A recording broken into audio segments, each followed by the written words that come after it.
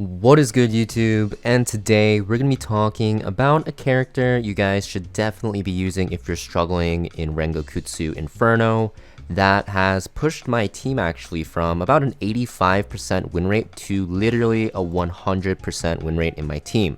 She is insane. She stops a lot of the RNG in the runs. You'll still get hit with some RNG, but she helps you recover from that very easily. And that character we're going to be talking about is in some teams you guys might have heard of people using her. It is going to be Green Sonia here.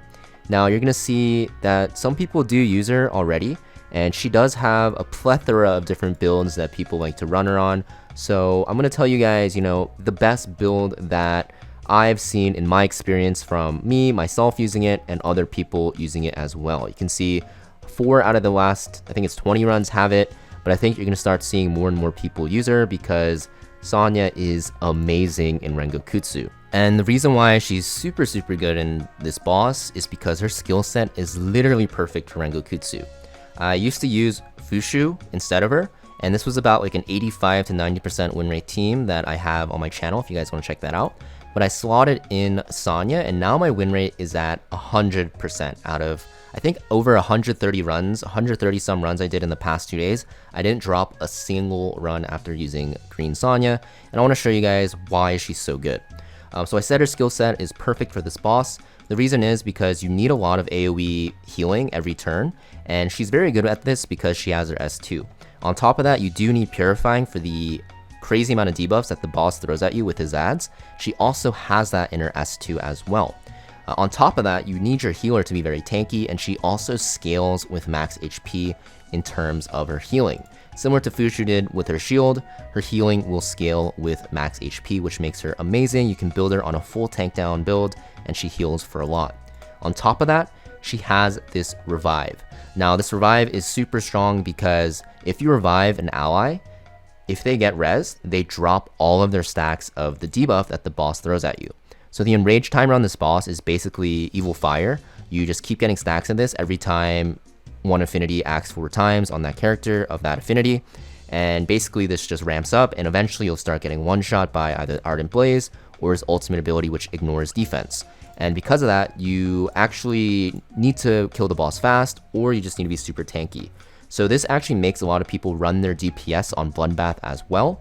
But because if you res with this ability, all of the Evil Fire stacks fall off, you actually can run your DPS on a full DPS build. So that just makes it so that Sonia and the 2 other supports you ring around your DPS, they just need to be very tanky on like Bloodbath, and you're pretty much never going to lose the run because she can focus all her revives on your main DPS, and your other supports are just super tanky from being on Bloodbath set, and they'll be able to heal just with Sonia's S2 and her shell, and they will never die.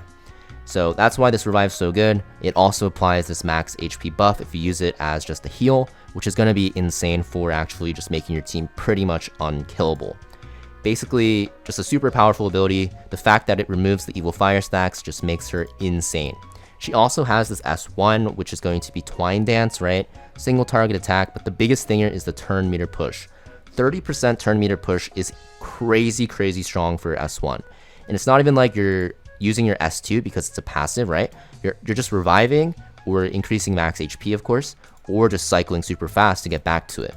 So this just makes her super good in this fight because she is going super fast, cycling very fast with her S1, and able to revive your DPS if they die very quickly, and also apply this all-powerful protection buff to your team. All the while, she is cycling very fast so she can heal very quickly as well and purifying. The only thing you have to be careful about is that her burst healing is not the best, and also if she dies, your run is pretty much over, but our build actually prevents that from happening at all. And the way that we prevent that is going to be, 1, with this shell. So for Tissimo, pretty much required on this setup. The reason why it's so good is because it kind of combats her weakness, which is high single target burst healing. Even though this S3 does heal for a decent amount, it's only 20%, right? And it just gives this buff. It doesn't actually heal that much, right? Usually what you're doing is this is going to target the lowest HP target on your team, and then you're going to passive heal after, and this will heal for more. So because of this, her burst healing isn't that great, but for Tissimo, If you guys don't know what it does, you store your healing and excess healing even, and if an ally is below 60%, she activates this on her turn, which is very easy because she cycles very quickly, and she just burst heals them and pretty much gets them the max HP.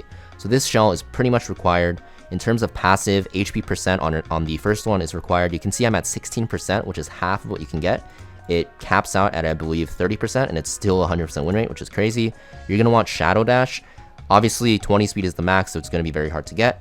But getting anything that's red, in my opinion, is going to be good enough. Even yellow is fine. And Synergy, not required. It just makes you run faster. What I actually do recommend, if you are going to run her on a little bit worse gear, is to get Dauntless, so she takes less damage, so she doesn't actually die.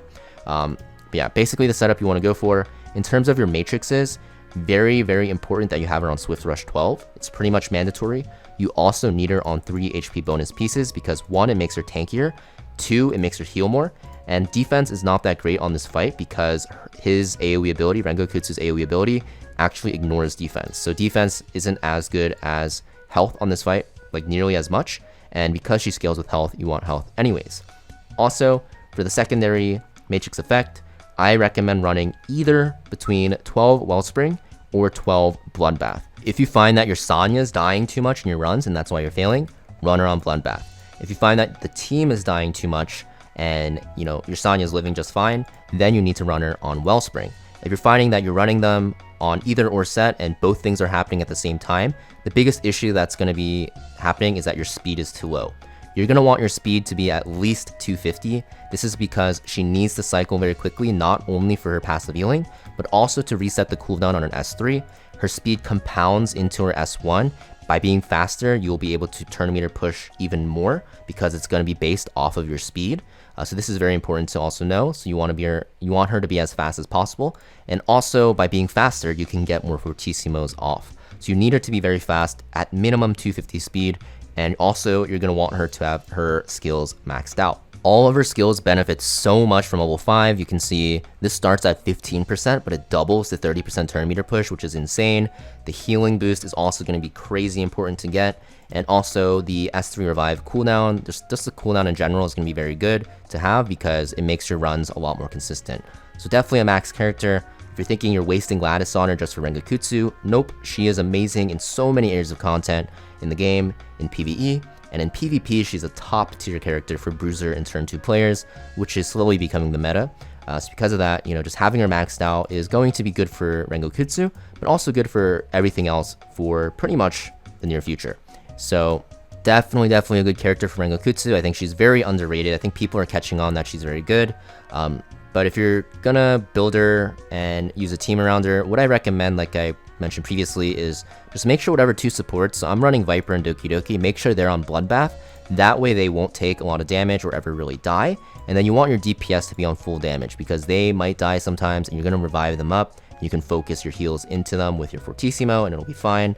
But you want your supports for the most part to be on Bloodbath. There's some other supports you can use instead of Doki Doki and Viper. I've seen people use Vice instead of Doki Doki. I've seen people use Lily instead of Doki Doki on a very fast build. With like Artisan, it works as well. But in terms of my team comp, I use Viper, Doki Doki, Sonia, and Diting. I'll show you guys an in-depth guide on how to use them in a team comp and what stats you need on every single one in the near future. But for now, I'll show you guys my run that I will, pretty much commentate over so you can see what is going on in the fight. And you can see even now, I know it's a very small sample size to you guys, but I swear this has not lost a run ever yet. And I think we're pushing like 140 runs now. So, I'll show you guys the team comp. I'll show you guys how it works. And you can see why Sonia has so much value in these fights. So this is the team that I use, of course. You're going to see I didn't switch anything. It's literally the same gear. Like I mentioned, I'll make an in-depth guide on this in the future. But basically, all you really need on Sonia is, like I said, the set piece is Swift Rush and either Wellspring or Bloodbath on Fortissimo. You want 30 HP percent bonus pieces. And for your speed, as long as she's around like 255 speed, she will be okay for this fight. Higher speed, the better. But you're going to see that this is a super safe team. It doesn't really matter who gets silenced, really, because no one's ever getting one shot. And even if they do get one shot very early into the fight, which pretty much never happens because you have no stacks of people fire, she can just res. And usually what happens is she will actually use her first S3 on your DPS. because they are the only one not on Bloodbath usually, so they'll be lowest health. But in this case, Viper got it, which doesn't matter. The is it all powerful? Yeah, all powerful protection is very good for the HP bonus, but her main purpose is going to be to revive. And you can see my Dieting got it here because my Doki Doki reduced her cooldowns, which is great. It'll probably mean he won't die this fight, but even if he did die, what will end up happening is she just revives him the next turn or the turn after, and it's pretty much good to go. And you can see my Dieting did die here, right? Because the boss is of the light element, which is going to be the one that's going to target the dark element the most, and also do the most damage to it because it'll ignore defense of it. But it literally doesn't matter, because you'll see right after that my Sonia will literally just revive, and you're going to see right here that Dieting has 0 stacks of Evil Fire now. He was at 1, I believe. Now he's at 0, so he's going to be tankier.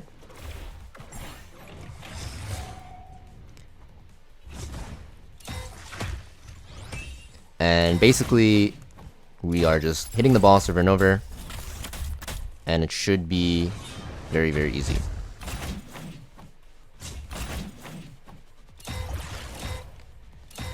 You can see that Fortissimo healing is very, very powerful, right? She actually struggles with burst healing, honestly, but Fortissimo makes up for that weakness, which makes her able to burst heal and also to consistently heal your team while also providing the revive. And now the boss is red, so usually this is the scariest part of the fight for Sonia because she's green.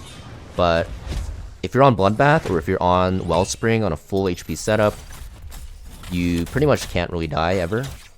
I haven't ever seen her die on this once. Even when she was at, I think, 6 stacks I had her on, she was not dying to the red boss, which was crazy.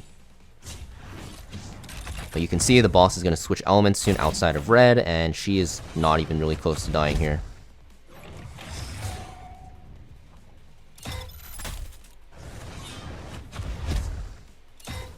You can see Fortissimo doing a lot of work. And even though the runs do take about, usually like 3 to 4 minutes, depending on your team comp and your gear, I think my Dieting's on pretty weird gear. He's on momentum because the shell setup just has him on momentum. If I had him on like Kenai, I think the runs would be faster. But the most important part about Rengo, right, is just consistent runs. I think everyone's having problems getting consistent runs, and Sonia is just amazing because you can just run this like full tank down comp with Sonia plus 2 supports, and then your DPS on full DPS gear, and then basically you can just tank forever and eventually win the battle.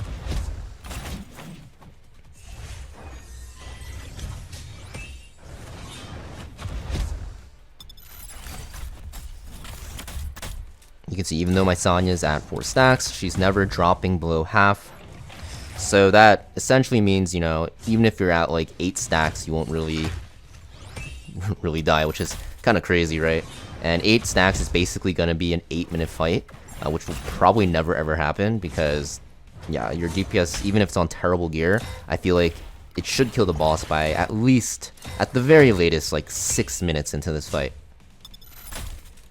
But yeah, you can see the run ends here, my team's fully healthy, it's about a 4-minute fight like I said, and yeah, super simple, just my 100% win rate team.